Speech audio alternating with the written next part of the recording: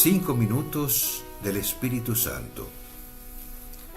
16 de junio. El Espíritu Santo le da a nuestras luchas una finalidad profunda. Por amor al hermano, sabemos que lo mejor que podemos regalarle es a Jesús. Y por amor a Jesús, no podemos dejar de hablar de Él. Si un día resolviéramos todos nuestros problemas, pero no lo tuviéramos a Él, seguiríamos siendo infelices.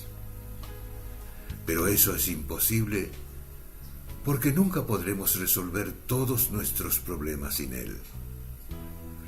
Porque sin Él comienza a reinar el egoísmo, el odio, el orgullo, los vicios, la tristeza. Y entonces nada puede darnos esperanza. Por eso, el Espíritu siempre quiere llevarnos a Jesús.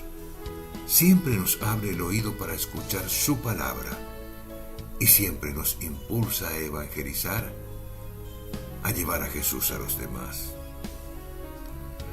Todo esto se une en la misión que tienen los laicos en el mundo.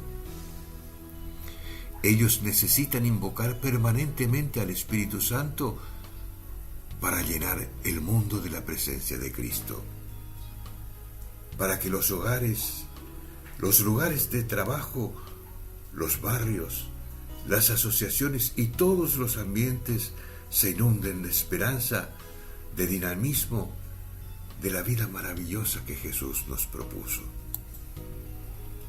¿Pero por qué el Espíritu Santo no cambia el mundo? ¿Acaso no puede?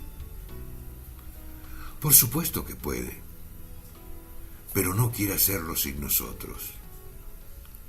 Quiere cambiar las cosas a través de nosotros.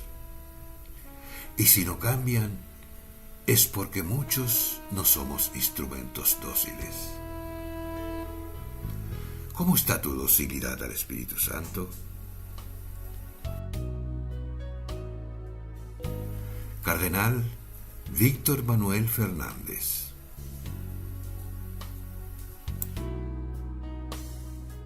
¿Te gustó el video? Danos un like, un dedito hacia arriba, porque te gustó. Entonces podés suscribirte al canal y tocar la campanilla, así recibirás nuestras notificaciones.